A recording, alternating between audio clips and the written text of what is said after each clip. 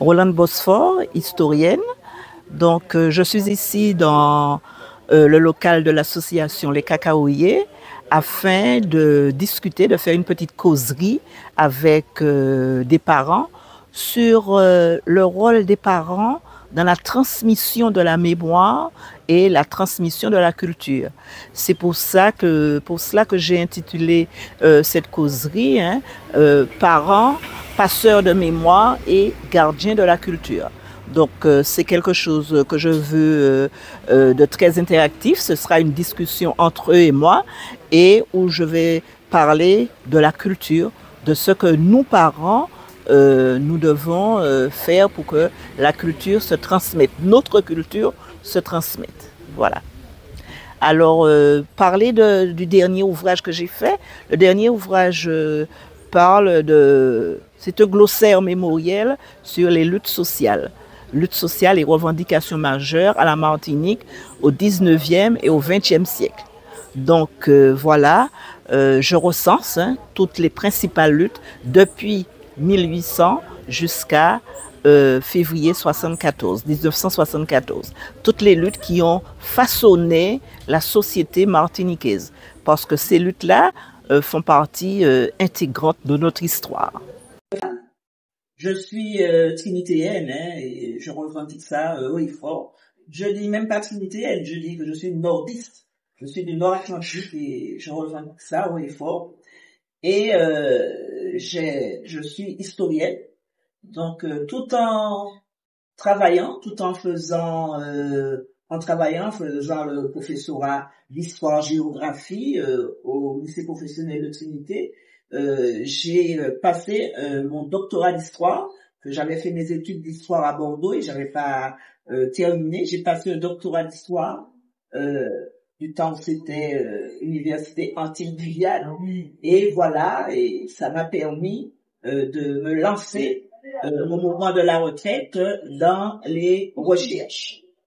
Donc, et c'est pourquoi lorsque Madame Richer m'a parlé des parents, m'a parlé de son association et comment transmettre, que dire aux parents, j'ai pensé tout de suite, j'ai accepté tout de suite et parce que j'ai toujours dit que les parents, pas seulement les parents, les aînés, pas seulement les aînés, ceux qui ont un âge canonique, mais les aînés, juste ceux qui sont nous, ceux qui sont avec nous, à côté de nous, un peu plus que nous, un peu plus jeunes que nous, ce sont eux les transmetteurs de la mémoire et les gardiens de la culture. Je ne vais pas dire transmetteurs de l'histoire, parce que beaucoup de parents vont dire, ah, moi, je ne sais pas, je ne suis pas historien, je ne peux pas parler de l'histoire des enfants, etc.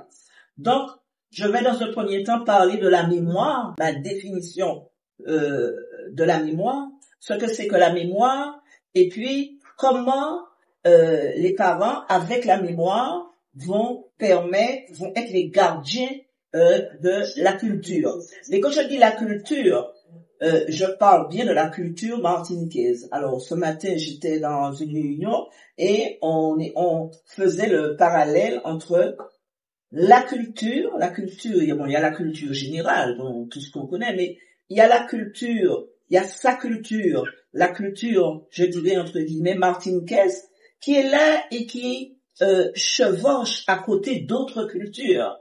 Et il faut la garder. Ça ne veut pas dire qu'on est fermé, qu'on ne regarde pas la culture de l'autre, on regarde la culture de l'autre, mais on est dans sa culture, on défend sa culture, on transmet sa culture, mais on est sur sur une planète avec d'autres individus et on regarde leur culture, on connaît, on essaie de comprendre leur culture, mais tout en valorisant la nôtre, celle qui fait qu'on est martiniquais, voilà. Donc comme je le disais, la culture c'est pas quelque chose d'isolé, c'est quelque chose de global.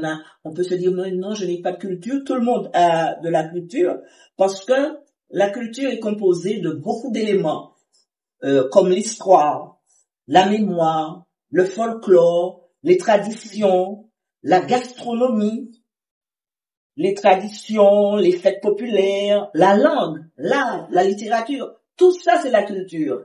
Et chaque parent a soit un petit peu dans chaque, ou bien soit un aspect qu'il connaît et qu'il défend. Donc, on a tous de la culture. Alors, il y a dans la culture deux éléments importants que je vais aborder ce soir, c'est la mémoire et l'histoire. La mémoire et l'histoire. Alors, chaque fois que l'on peut valoriser la mémoire, il faut le faire. Donc, nous allons commencer par voir ce que c'est que la mémoire. On va essayer une définition. La mémoire est liée au souvenir. Il y a des gens qui ont beaucoup plus de mémoire que d'autres, qui se souviennent de beaucoup plus de choses que d'autres. La mémoire, c'est le fait de se rappeler des moments passés, des moments conscients. Et dans le cerveau, il y a ce qu'on appelle les synapses. Ce sont des connexions neuronales qui permettent de mémoriser. Il y a des gens qui vont mémoriser plus que d'autres. Mais même pas mémoriser plus que d'autres. On mémorise tous, mais il y a des gens qui pourront rappeler ces souvenirs plus que d'autres. On pourra se rappeler des souvenirs plus que d'autres. La mémoire, donc, c'est une aptitude personnelle. C'est personnel, la mémoire. Chacun a ses souvenirs de telle chose. Le même événement peut être rappelé de manière différente chez deux personnes. Donc, il y a des gens qui ont les moyens de se rappeler de beaucoup de choses, d'autres un peu moins. C'est la capacité, la mémoire, c'est la capacité au cerveau de réactiver des souvenirs, des connaissances, des acquis lors d'expériences passées.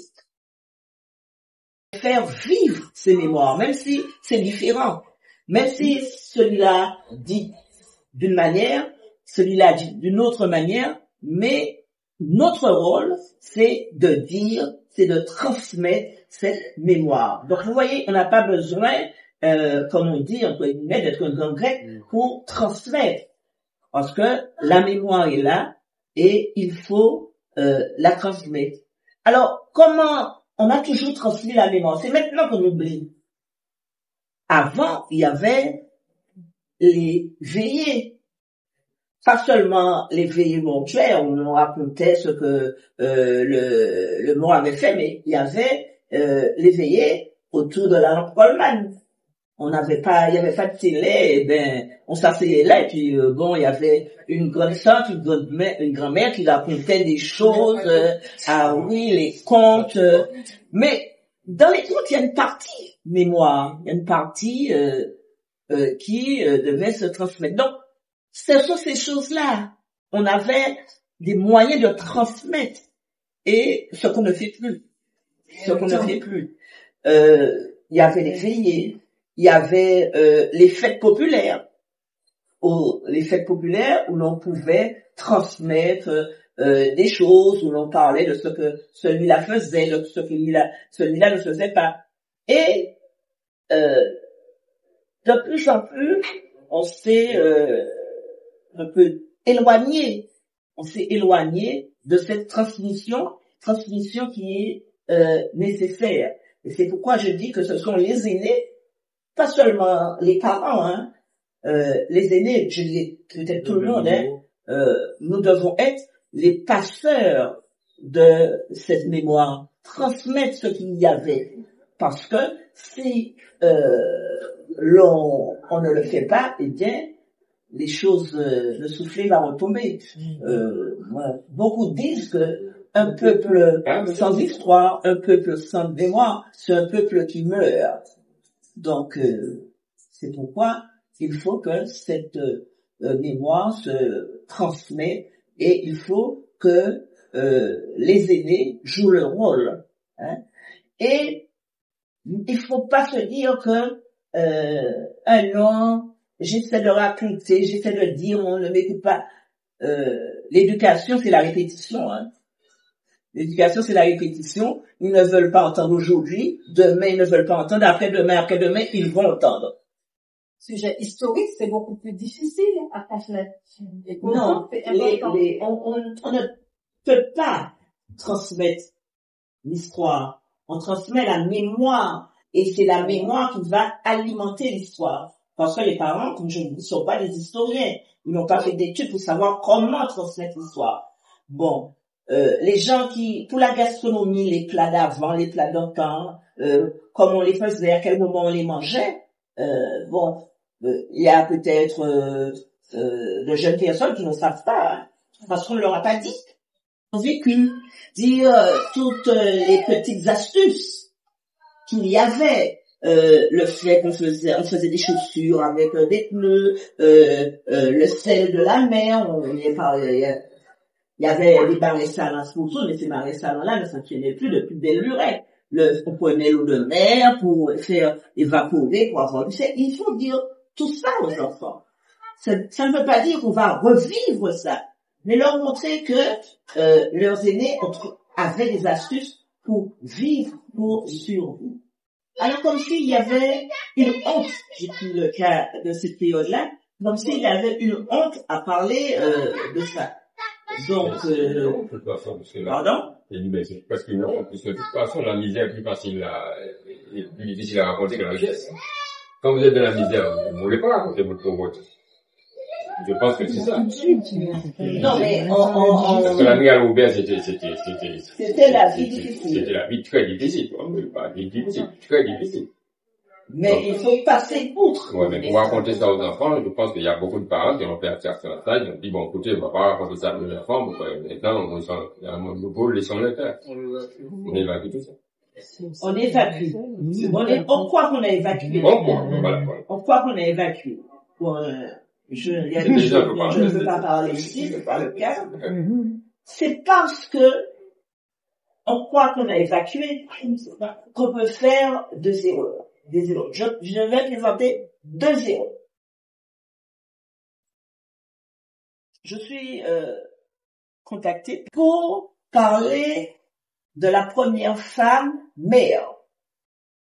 Me dit, on a toujours cru que la première femme mère, c'était la femme, la mère de mère. Mais c'est pas ça, c'était une mère qui avait à Grande-Rivière. Je dis, oui, je sais. Mais pour moi, elle a été nommée par l'amiral Robert. C'était une femme béquée qui acceptait qu'on chasse le maire élu pour prendre sa place. Moi, je ne vais pas parler de cette femme. Ah bon, on ne savait pas, etc. Donc, c'est parce qu'on ne savait pas, c'est parce qu'on ne s'est pas inquiété de transmettre cette mémoire-là qu'on fait cette erreur. On fait. Donc, il faut parler pour justement ne pas faire, pour éclairer puis ne pas faire d'erreur. Donc, je parle de la deuxième erreur. La deuxième erreur a été faite à Trinity. C'est fin des années 80, on décide de baptiser le nouveau centre hospitalier. Il y a plusieurs propositions, et la proposition qui est retenue, c'est Bidomé. J'étais en souterrain, je travaillais avec Daniel, Daniel Marie-Lise, c'est Madame Laport. Vous savez, avec Madame Laport. Et elle me dit, Hollande, qu'est-ce qu'on fait? Est-ce qu'on dit à Monsieur Monscourt que le docteur Robert a été maire de Trinité, mais maire nommé par l'amiral Robert. C'était l'année particulière de l'amiral Robert. Là où est l'office de tourisme communautaire, l'amiral Robert venait déjeuner là. Et puis là où il y a le foyer qu'on appelait à Trinité le château des Pointes. Je dis, oui, on le lui dit. On le lui dit. On ne peut pas, ah oui, alors on lui dit, ah oui, mais il a fait du bien, il faisait des visites médicales gratuites. Alors je dis, oui, mais c'était pour se racheter. se lâchait sur les événements. Parce qu'il savait qu'il avait fait une grossière erreur en acceptant qu'on répudie le maire Raymond, qui avait été un maire élu, pour mettre un maire nommé à la solde, qui était l'ami de l'amiral Roulet. Quand on sait ce que l'amiral a fait en Martinique, il est passé outre et le conseil c'est le maire qui est président du conseil d'administration de l'hôpital. Et sa voix est prépondérante. Et l'hôpital a été baptisé hôpital Ludomère. En étant passeur de mémoire, ça permet aussi de montrer et de démontrer que nos aînés étaient forts. Là, on parle de chaussures pendant l'amiral Robert fait et puis pneus. Eh ben, ça veut dire que quand on met à ses pieds des chaussures faites comme ça, il n'y avait pas de moyens, il n'y avait pas, et qu'ils sont passés, eh ben, de leur dire, ça peut être douloureux, certes, mais en même temps montrer les forces mentales. Et c'est très important, la force mentale, pour dire, nous avons passé ça, mais nous sommes là, et nous voulons, passons à notre tour. Nous vous disons ce que nous avons vécu. Et de dire ce que nous avons vécu montre la force qu'on a pu avoir en soi pour arriver où nous sommes aujourd'hui. Et c'est pour ça que c'est très important, la transmission de la transmission. C'était généralisé aussi. Tout le monde était Oui, c'est pas facile de transmettre ce qui fait mal, mais il y a ce qui fait du bien, il y a ce qui fait du mal, mais c'est le vécu de résistance et c'est la mémoire. Tout ça fait partie de la mémoire, le plus, le moins, le moins bon, le très bon. Les mémoires douloureuses et les mémoires joyeuses. Absolument. La mémoire, c'est la culture. À quelle mémoire, j'y arrive, à quelle mémoire on passe de la mémoire à la culture. La mémoire alimente la culture, et la mémoire alimente avant tout l'histoire. Et l'histoire est un élément de la culture. Et alimente la vie aussi. Oui. La mémoire, il y a quand même, j'ai parlé de la fête qu'il y a dans la mémoire, mais il y a aussi le piège de l'oralité, parce que il y a des choses qui se perdent. Il y a une manière de raconter, de dire, etc. Il y a aussi la mémoire aussi va s'accommoder avec la fiction, alors que l'histoire ne s'accommode pas avec la fiction. L'histoire, c'est pas de la fiction. L'histoire, ce sont les événements passés, ça. Oui, c'est le cadre. Oui, mais l'histoire modulée par tel qu'il la raconte. Alors, quand tu me dis raconte, je vois histoire avec un petit H. La légende. Mais l'histoire avec un grand H, l'histoire, élément de la culture, s'appuie sur des faits. S'appuie sur des événements passés. Bon, bien sûr, l'historien va mettre également, je dirais, son analyse. L'analyse d'un fait par tel historien et puis l'analyse de ce même fait par un autre historien. Les analyses seront différentes. Les analyses seront différentes. Mais les faits restent les mêmes. D'accord? Bon, il a révoqué des maires nommés, des maires élus, pour nommer des maires qui étaient pour la plupart des béquets et qui ont signé une lettre d'allégeance. On a la lettre d'allégeance qu'on envoie à chaque maire qu'il nomme. Ça, c'est un fait. Bon, un historien va analyser ça, oui, parce que des historiens disent oui, mais il pouvait pas faire autrement. S'il n'y avait pas ça, l'amiral Robert aurait été plus dur. Les autres disent ils auraient dû refuser. On voit. Oui. L'analyse est différente, mais le fait en histoire reste le même.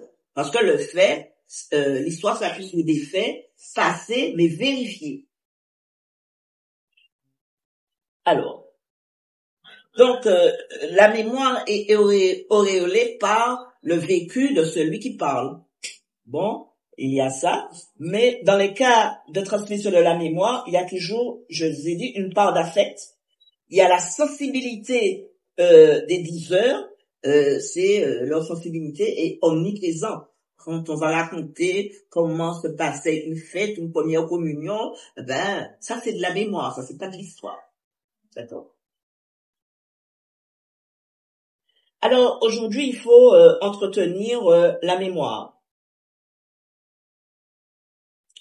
Donc, la mémoire, pour ne pas se perdre, elle a besoin de lieux de commémoration, de moments plutôt, de moments de commémoration, des moments peut-être comme maintenant réunir des jeunes autour de la gastronomie, réunir des jeunes autour des fêtes populaires, leur dire comment les fêtes populaires, comment on faisait les fêtes populaires. Je dis fêtes populaires, hein, je ne dis pas fêtes patronales. Ouais. Les fêtes populaires, les fêtes familiales également. Il y a aussi des fêtes familiales, les réunions, leur parler, comment ça se faisait, comment, pourquoi, etc. C'est ça. Il faut transmettre. fête Ouais. C'est plus religieux. La fête patronale, donc, au départ, il n'y avait pas de commune, il y avait des paroisses. Oui, c'était ça. Et ces paroisses étaient mises sous la protection d'un saint patron.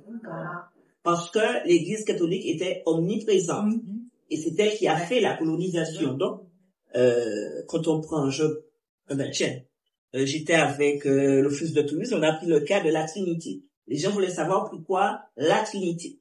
Alors, je leur expliquais que lorsque Madame Duparquet décide d'octroyer toute cette immense terre depuis les contreforts de Sainte-Marie jusqu'au contrefort du Galion, hein, à des colons, elle décide qu'il faut bâtir une petite chapelle. Et elle met, comme elle aimait beaucoup, elle aimait beaucoup Sainte-Marie, donc la chapelle de Sainte-Marie, elle l'avait appelée Sainte-Marie, et la chapelle qu'elle construit sur le fort Sainte-Catherine, elle va mettre cette chapelle sous la protection de la Sainte Trinité. Eh ben voilà, la Trinité, voilà. Et c'est un peu le système anglais aussi, hein. C'était le système en parish, oui. en paroisse. Donc ce sont des paroisses. Et les paroisses sont sous le nom, et on fête le saint. La Sainte Trinité, c'est dans le courant du mois de juin, fin juin. Donc on fête le saint patron. Par exemple, le Robert, c'est Sainte Roselma, c'est ça?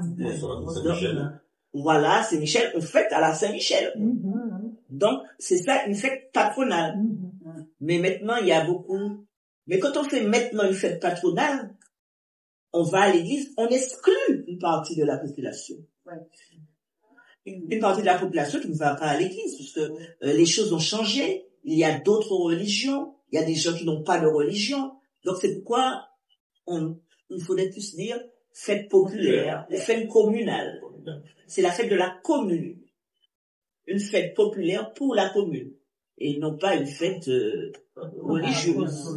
Puisqu'il y a tellement de fêtes religieuses, dont une de moins, c'est... Mais chaque religion a un moment où il y a oui, on va les religions qui font leur fête aussi. D'autres religions font leur fête avec le maire à sa suite, les associés. Ah non, mais c'est le maire catholique qui va parler de Mais même des maires athées, voilà, si vous mettez maire athée dans les parcours, vous n'avez pas les non, vous n'avez pas compris ce que j'ai dit. Cette année, on fait la fête de la commune. On fait une grande messe à l'église. L'année prochaine, on fait la fête de la commune avec une grande messe dans un temple. Il y a plus de catholiques que... Ça ne veut rien dire, ça. Non. Je sais que lorsque j'aborde ce problème, justement, comme Adèle, il y a plus de catholiques, je suis toujours la seule. Bon, enfin, oui, il ne faut pas faire ça, c'est leur problème. Leur a-t-on déjà proposé? Non, mais dans leur a-t-on déjà proposé? Non. Bon, bref, ça c'est pas le débat.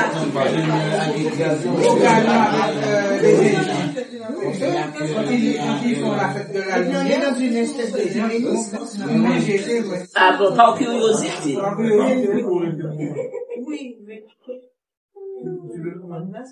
Bien.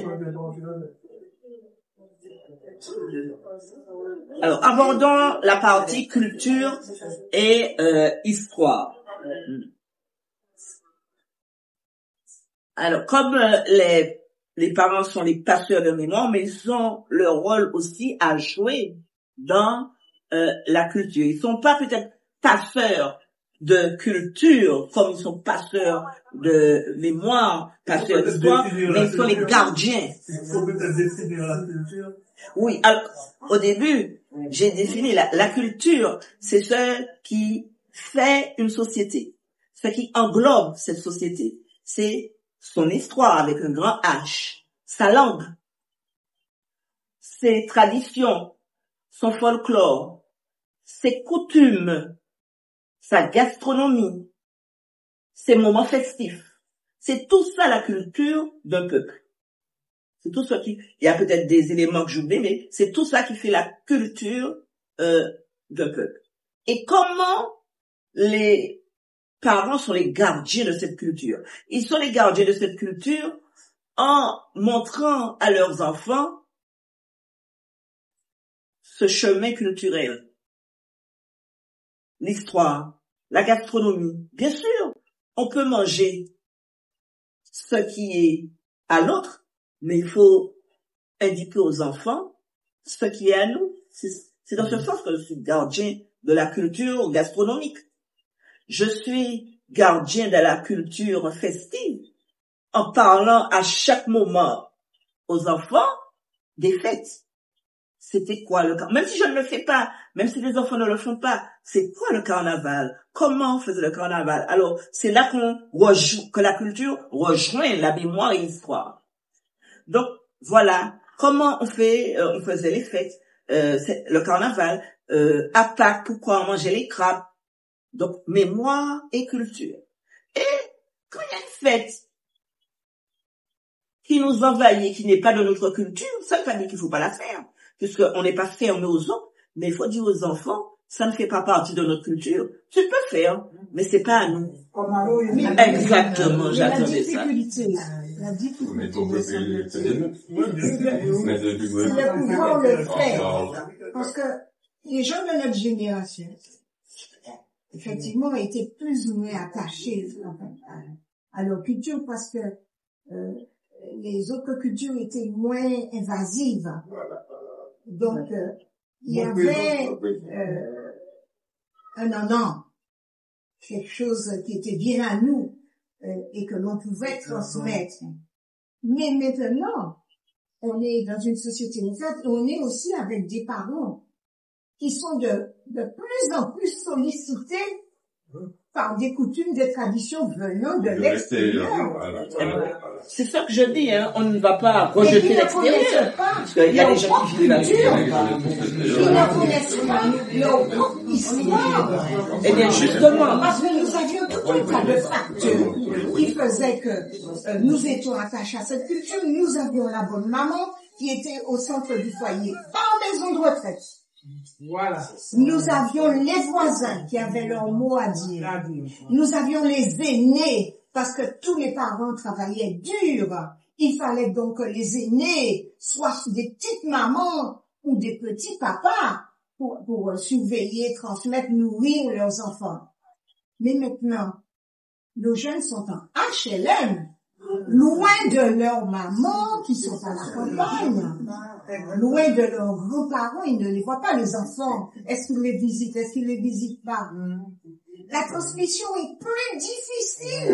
La transmission est plus difficile, mais il ne faut pas que l'on dise c'est difficile et puis ne pas faire. Oui, il faut le faire. Je suis tout à fait d'accord avec toi. Il faut des gens comme toi, je les admire. Il faut, au contraire, prêcher la bonne nouvelle. Il a prêché à des jeunes.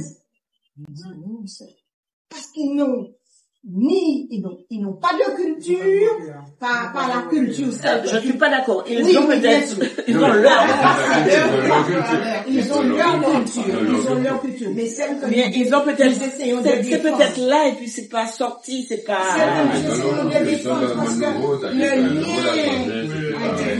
Le sevrage, c'est vrai. Il y a tellement de choc venant de l'extérieur, les réseaux sociaux, et puis c'est tellement oui. Bon, on prenait le cas des fêtes traditionnelles. Oui. Donc, Mais combien de jeunes vont à ces fêtes traditionnelles et y participent? C'est ça. Oui, c'est-à-dire que beaucoup ne participent pas, mais en fait, ce qu'il y a, c'est montrer que ces fêtes-là, il faut les faire exister toujours. Bon, on se rend compte que dans certaines communes, il n'y a plus de carnaval. Oui. Il n'y a plus de carnaval dans certaines communes. Il y a une perte, les jeunes vont s'engouffrer de force sur la montée. C'est ça. Là où il y a le grand budget, là où il y a... Alors, c'est l'ambiance seulement, c'est ça. C'est pas l'ambiance carnavalaise. Eh bien, justement, c'est le rôle des parents d'expliquer aux enfants comment était le carnaval. Oui, mais écoute, Mais il y a des parents qui sont beaucoup jeunes plus jeunes maintenant. Les parents vont avec leurs enfants. Hollande. Il y a des parents beaucoup plus jeunes. Les parents sont beaucoup plus jeunes. Les grands-parents, les grands-parents, ils n'ont pas de talent de travail. C'est pas comme avant. Les grands-parents sont beaucoup plus jeunes maintenant. Et les parents même sont encore plus jeunes. Alors comment on fait? Moi j'ai 48 ans, moi je vous comprends. Je comprends, je vois les jeunes. Moi je vais les parler aussi, hein. Qu'est-ce qu'ils me font? Ce que tu dis, c'est rien. Moi je suis dans le carnaval, je participe à tout, hein. Je participe à tout ici à Dardanelle. Même avec les jeunes, je vais les rencontrer. Même s'ils font du n'importe quoi, je vais les voir. Je discute avec eux. Vous pensez qu'ils nous entendent? Il y a une partie qui entend, mais l'autre partie non. C'est très bien, il y a une partie qui entend. entend. Il y a une partie qui entend. C'est déjà ça. Les parents les suivent, hein. C'est déjà ça. Bon. Il y a quelque chose qu'il nous faut. Non, il y a aussi l'éducation, mais il y a aussi la société dans laquelle on vit. Alors, elle parlait de parents qui sont assez jeunes. Il faut vous dire que on est entré dans une société de consommation où l'on a fait quoi? Pas aux jeunes de maintenant, peut-être à ceux qui ont 50, 60 ans, que c'était la consommation qui était le bonheur. Le bonheur, c'est pas la consommation n'est pas le bonheur. On a fait quoi ça? Le monde entier. Voilà. Moi, j'ai pas appris ça. Oui. On a fait quoi que c'est la J'ai 48 ans, je n'ai pas appris ça. C'est la consommation qui est le bonheur. Là. Non, attends, laisse-moi terminer. Moi, j'ai toujours fait repasser au feu de bois, des trucs comme ça. On a toujours fait jusqu'à présent, je le fais. Que c'est la consommation, c'est le bonheur. C'est avoir un grand écran, tu seras heureux. Changer ton salon chaque année, c'est ça le bonheur. C'est ce qu'on a fait croire aux gens. Et ceux qui ne l'ont pas deviennent jaloux de ceux qui l'ont. Et on a la violence. On fait croire aux jeunes que c'est parce que le jeune croit que c'est parce que il aura une grosse chaîne en or, qu'il sera bien vu. Donc il attrape celui de l'autre. Voilà. On lui a fait croire que c'est quand il aura un iPhone que toutes les filles vont tomber à ses pieds. Il croit ça. De porter des marques, ça lui donne Donc, il faut remonter à ce schéma sociétal. Il y a un schéma qui fait que on s'oublie et on oublie. On a parlé de valeurs tout à l'heure, on oublie tout ça. On l'oublie. Et c'est dommage. C'est dommage parce que c'est pour ça que on n'arrive pas à s'amuser sainement. Parce que pourquoi? Eh ben, beaucoup de gens pensent que s'ils font une fête chez eux et qu'ils n'ont pas 5 caisses de champagne, la fête n'est pas belle. Alors qu'on peut rire, chanter, jouer, c'est ça. Voilà. Bon, on fait quoi? Donc, on est là, et puis, voilà. Et si celui-là n'a pas ça, il va envier l'autre. Il y a ce phénomène sociétal de jalousie qui se met en place et on se trouve devant une société qui marche tête en bas. Mais aussi, il y a aussi les lois qu'on met là. On n'a pas le droit de taper les enfants, on n'a pas le droit de faire ci, on n'a pas le droit de faire ça. Moi, mon fils, il a 25 ans. Quand il a eu son premier iPhone, il l'a acheté avec son argent. Je lui ai dit l'argent de l'iPhone, je peux acheter beaucoup de choses. Je lui ai montré ce que je peux acheter. Moi, je suis femme de ménage, je vais prendre sous du lit des gens. Vous comprenez? Je vais travailler chez des gens, même mon fils, pour voir ce que je fais comme travail, pour voir comment il va avancer dans la vie. Il faut montrer ça aussi aux enfants. Je ne dis pas qu'il faut pas. Et puis il y a des parents qui peuvent être un petit peu plus haut, et or ils ont rien. C'est ça le truc aussi. Il y a plein de choses dans ça aussi. Il y a plein de petites choses. C'est ça que j'appelle. Tu vas les dire ça, une société qui mange c'est comment la personne va entendre. Oui, mais c'est de notre faute aussi, en fait. Voilà, c'est ça. On est tous, je dis, on est tous coupables. On est tous les lois là qui ne sont pas les nôtres. On les prend aussi. On est tous coupables. Il y a des lois qui ne sont pas faites pour nous. On est tous coupables. On est tous coupables. Ne n'est pas séparé. Et on peut rien faire pour nous.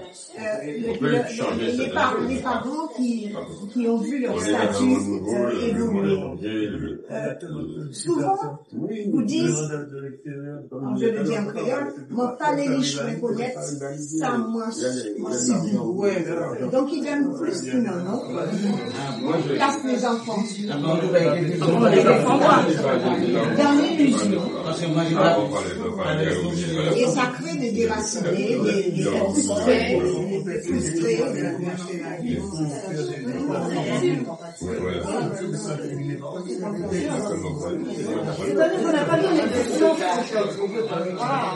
Oui, et puis il y a des parents aussi qui voient l'enfant faire un truc, tu vas dire un truc, la maman vient, se dit tous les moments qu'il a derrière.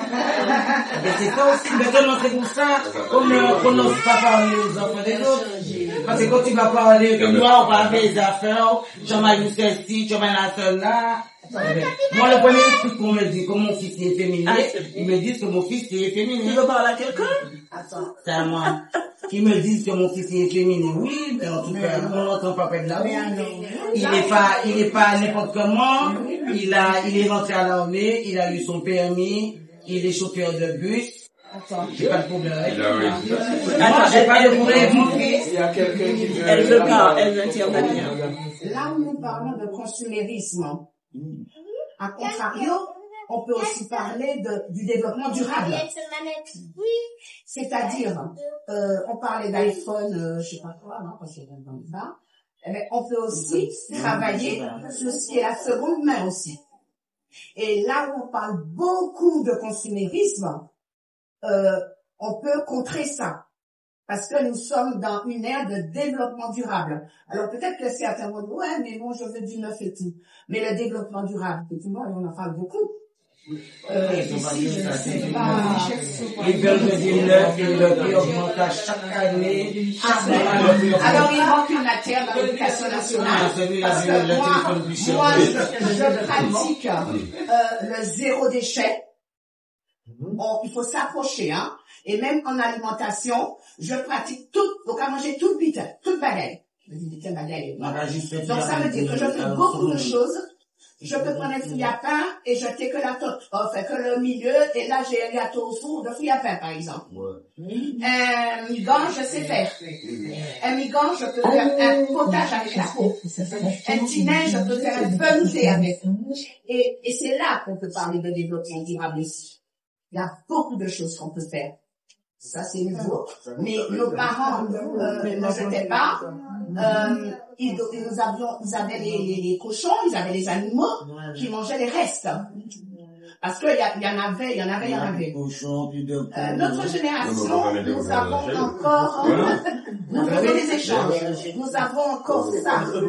Eh ben, j'essaie de penser pour moi. Même si c'est toi,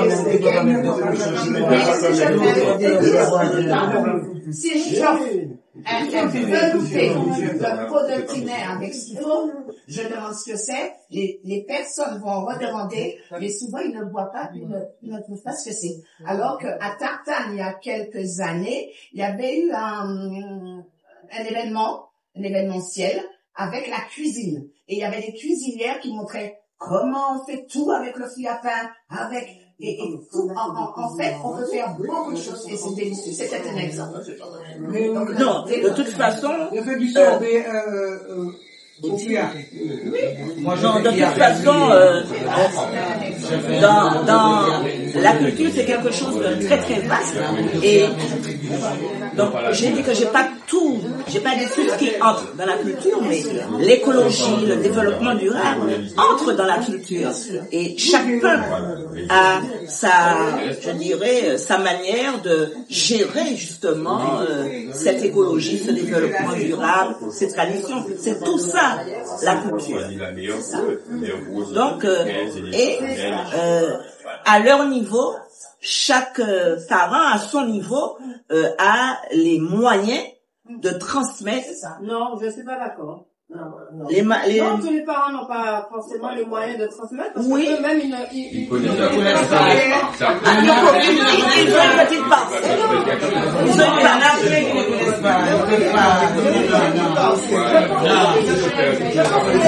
Et c'est plutôt les parents qui ne connaissent pas que les enfants sont encore plus pires. Je vous dis ça. Si le parent ne peut pas transmettre au niveau de l'histoire, mais le parent peut transmettre au niveau de la gastronomie. Oui, non, mais la gastronomie et c'est McDonald's, c'est ça que c'est la mais non.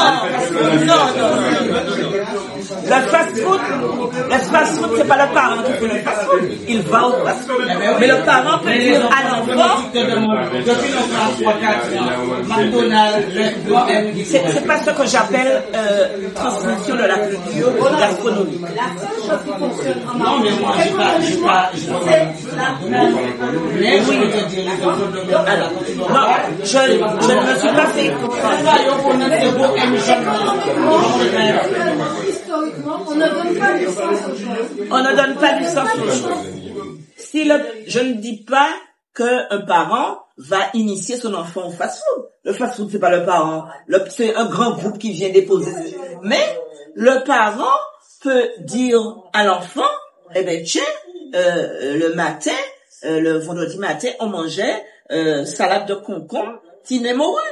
Tout parent ça fait ça. Tout parent ça dit que, eh bien, à la communion. Regarde, je fais du poisson. Regarde, je fais du poisson. Je cuisine du poisson, je fais que d'achille, puis après, que du local. Mon fils ne va pas manger du poisson. Il va me dire que la reine va rester coincée dans sa gorge. Qu'est-ce que je vais faire? Hein? Moi, je vais pas arrêter de manger du poisson pour lui. Non, je vais toujours manger du poisson. Je te donne un exemple. Non, mais vous me protégez, je vous dis, lui, il peut faire son steak. Il peut faire sa côte de porc. Voilà, c'est ce qu'il peut faire. Enfin, nouvelle génération, mon fils a 27 ans. Mon fils a 27 ans. D'historiens ou d'historiennes. il y avait des gens qui s'intéressaient quand même à Oui, mais il y avait des gens qui s'intéressaient. Comme est né, on peut citer Armand Scola, ça. C'est très bien maintenant qu'on est des historiens. Et puis nous ne sommes pas trop mal lotis non plus du point de vue de la culture, parce que mon mari est d'origine auvergnate. Il déplore que dans sa région, on ne parle plus l'occitan. Il est admiratif de ce qui se fait ici, parce que le créole est écrit, codifié, etc. Tandis que dans toute la région Occitanie, très peu de gens parlent encore l'occitan. Donc c'est très bien, un très beau travail qui a été fait grâce à des historiens.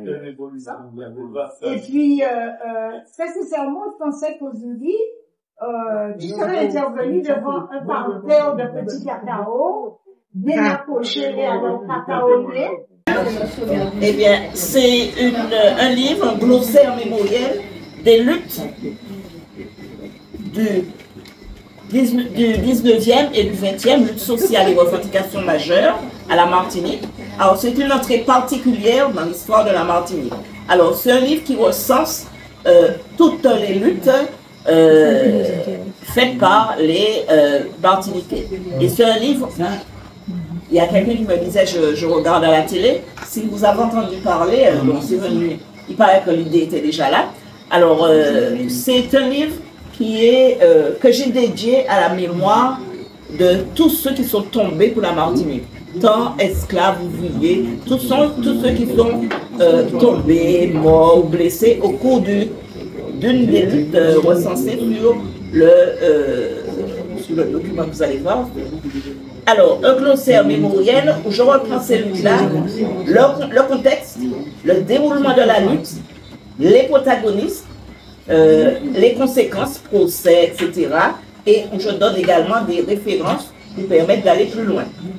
Parce que très souvent, on croit qu'on connaît, puis on ne connaît pas tout. Par exemple, je vais parler, par exemple, des 16 de Bastwick. Quelqu'un va me dire, oui, je connais les 16 de Bastwick. Je vais vous dire, mais qui étaient les 16 de Bastwick? Donnez-moi un nom. Alors, dans le livre, je mets le nom de tous les 16 protagonistes. Et notamment d'un qui s'appelait, qui est mort il n'y a pas longtemps, hein. Il est mort en 2021, Julina Moutoussami, qui a dû quitter Bastwick parce que, pour travailler à Fort-de-France. Des choses que les gens ne savent pas, que la ville de Bastwick a dû pendant 20 ans indemniser alors qu'ils avaient été reconnus non coupables, on n'avait pas trouvé qui avait tué le béquet, mais la ville de Basse-Pointe, les 16 n'ont pas été condamnés, mais la ville de Basse-Pointe a été condamnée à verser pendant 20 ans une indemnité à la femme du béquet, à la femme de monsieur de famille. Pendant 20 ans. Et ça a plombé les ressources d'une ville, hein, d'une petite ville. Hein. Donc des choses comme ça. Et par exemple, je parle de l'OJAM. Ah oui, je sais ce que c'est que l'OJAM, on a vu le film, etc. Si je dis, eh bien, donnez-moi un nom de quelqu'un qui était à l'OJAM, on va me donner le nom de Gessner Massif, c'est le mais il y avait d'autres. Il y avait celui qui est parti il n'y a pas longtemps, là, le mari de madame. Elle fait passer derrière. Hein? De grandes maisons. Après, il y en avait d'autres. Il y avait des femmes. Il y avait des femmes aussi. Absolument. Oui, il y avait des femmes. Il y avait des femmes. Et on oublie le nom des femmes. Il n'y a que les femmes qui parlent des femmes. On oublie le nom des femmes. Donc, c'est tout ce que je vois dans cet ouvrage. Et c'est un ouvrage de référence qui reste dans la bibliothèque. C'est pas comme un roman. Un roman, on lit la fin, la jeune fille pauvre épouse le monsieur riche et puis c'est fini. C'est pas ça, c'est pas un roman, hein, c'est vraiment l'histoire des faits. Et un livre d'histoire reste un livre d'histoire et ça reste dans une bibliothèque.